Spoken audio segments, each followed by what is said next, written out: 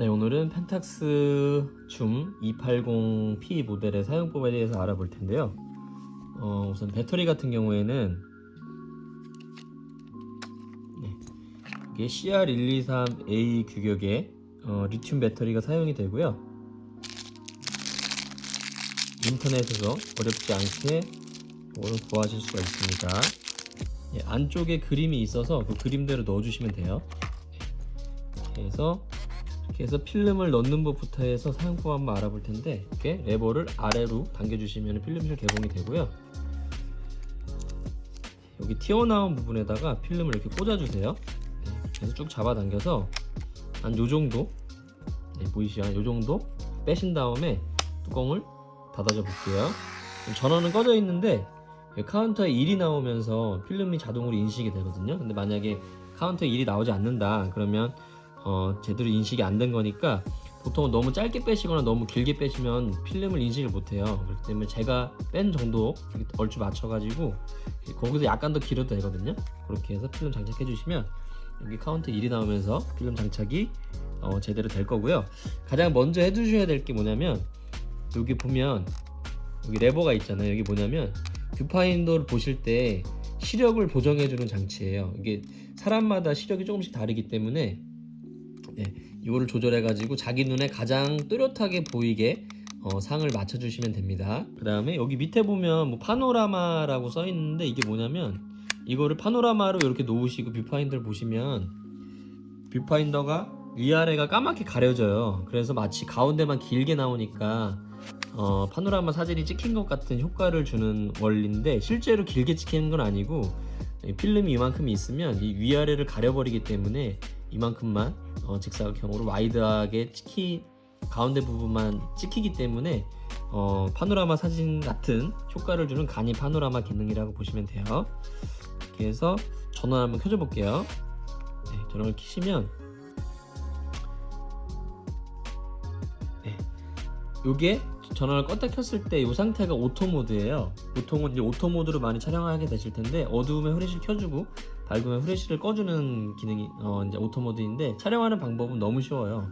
반 셔터를 한번 눌러보세요. 반 셔터가 뭐냐면 이거를 꽉 누르는 게 아니라 살짝만 눌러보시면, 살짝만 눌러보시면 여기 불이 들어올 거예요. 이 노란 불은 뭐냐면 초점이 맞았고 카메라가 준비가 됐다라는 걸 의미하고, 이 빨간 불은 후레쉬가 충전이 됐고 후레쉬가 준비가 됐다라는 걸 의미해요. 이 상태에서 꽉 눌러서 촬영을 해주시면 됩니다. 반 셔터로 초점 잡고 꽉 눌러서 촬영해 주시면 되겠죠. 지금 같은 경우에는 이게 너무 가까이 있잖아요, 사물이. 그럼 초점을 못 잡아요, 너무 가까이 있는 거는.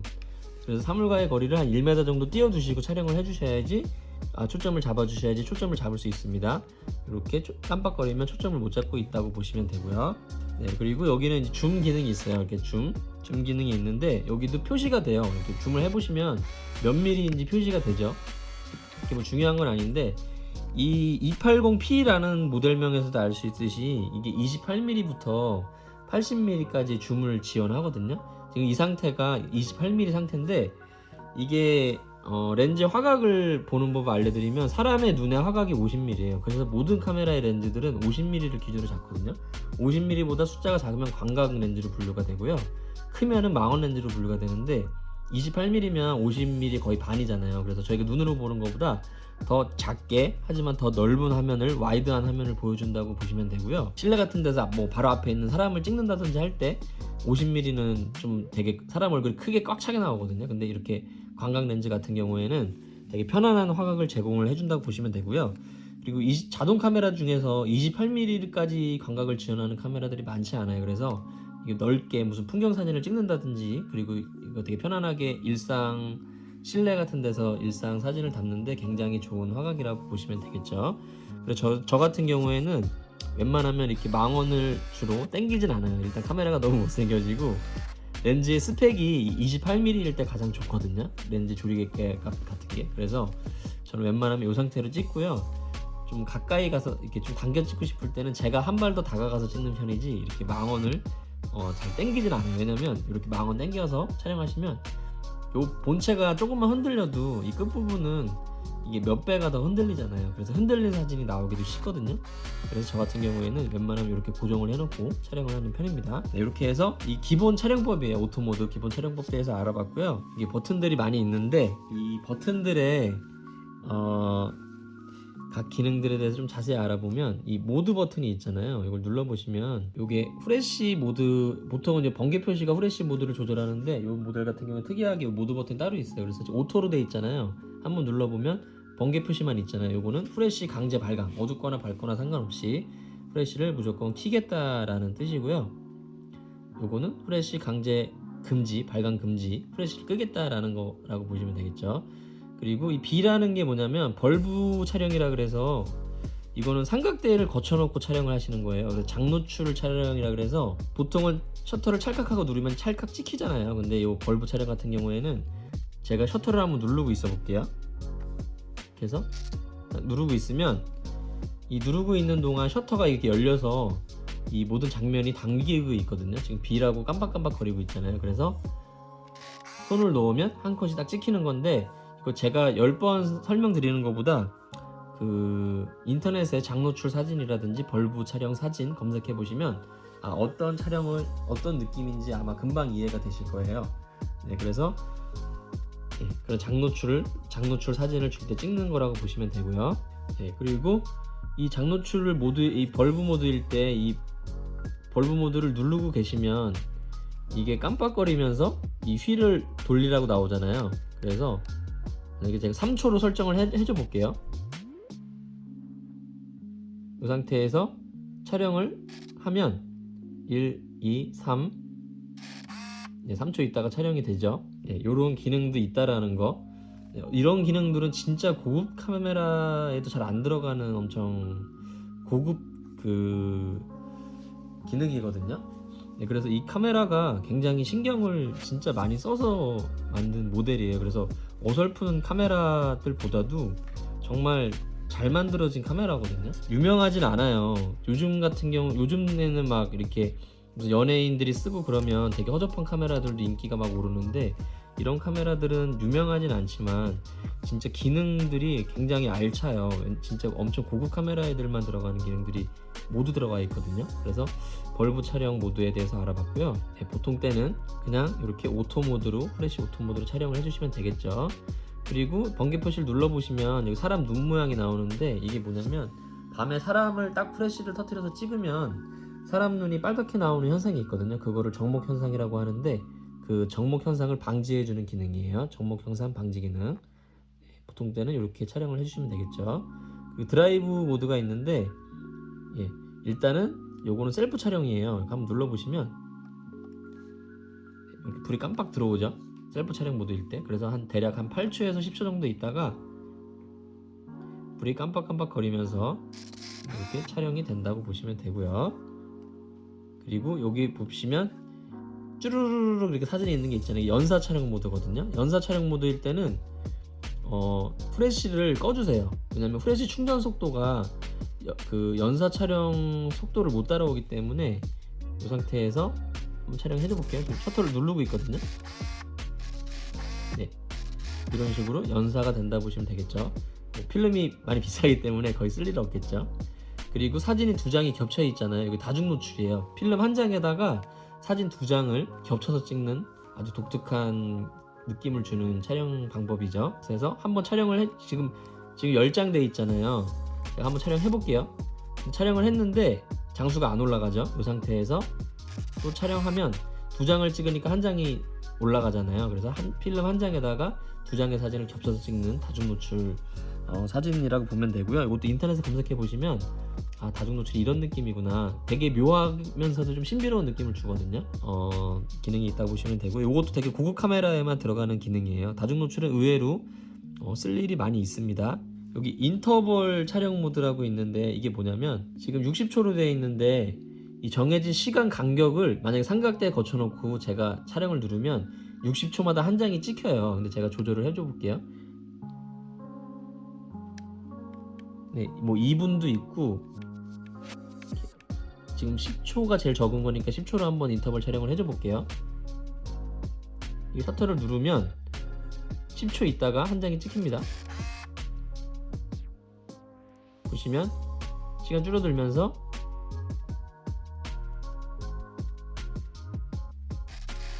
찍히죠? 네, 이렇게 해서 계속 찍히는 거예요. 셔터를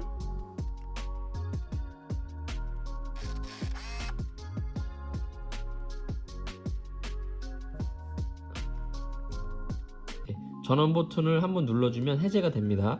네, 이렇게 해서 이런 건 삼각대에 거쳐놓고 막 꽃이 무슨 개화하는 그런 사진을 찍는다든지 그런 거를 촬영할 때 쓰는 거라고 보시면 되고요. 이것도 진짜 고급 카메라에만 들어가는 기능이라고 보시면 되겠죠.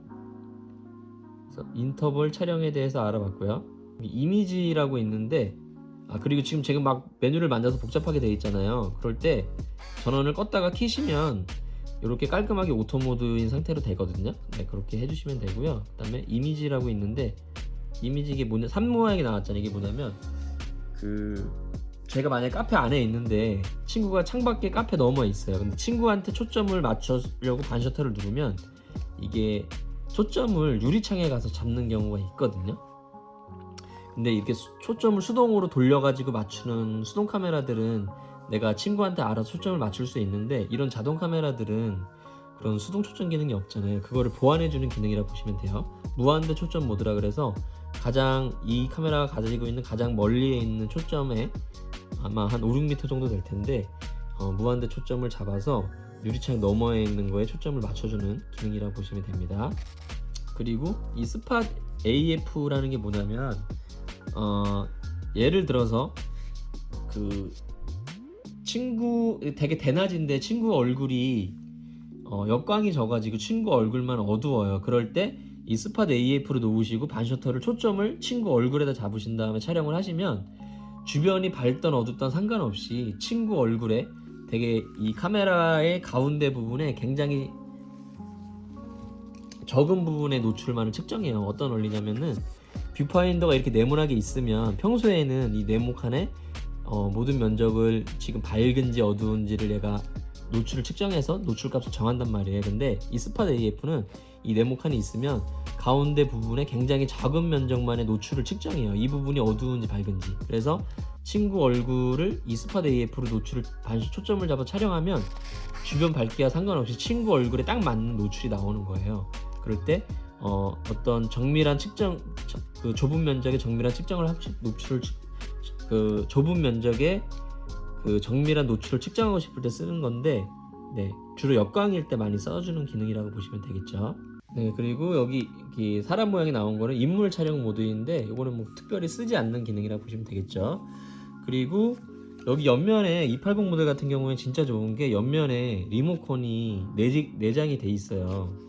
네, 보통 근데 리모컨이 있는 모델들은 많은데 리모컨이 있어도 이게 분실하기가 되게 쉽잖아요. 가지고 다니기도 쉽지 않고 따로 가지고 다녀야 되니까. 그런데 내장이 되어 있기 때문에 언제 얻으셔든지 필요할 때 쓸 수가 있어서 진짜 좋습니다. 리모컨을 이렇게 빼면은 자동으로 리모컨 모드가 돌아가면서 리모컨 수신을 기다려주는 불이 깜빡깜빡 들어와요. 근데 여기 리모컨 보시면 두 가지 버튼이 있거든요. 여기에 이 램프가 있는 부분이 앞부분인데 이 위에 거는 촬영 버튼이고요. 촬영이 되죠. 그리고 아래 버튼은 줌 버튼이에요.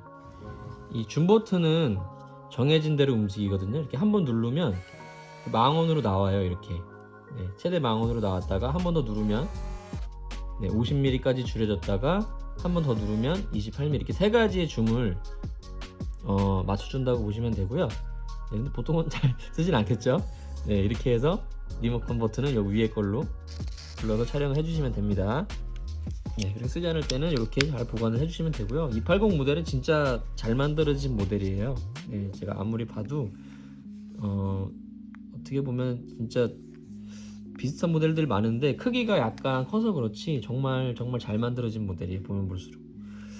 그리고 여기 뒤에 보면 데이터백 보면 이게 여기에 날짜 기능이 있는데 여기에 표시되는 대로 사진에 인쇄가 돼서 나오거든요.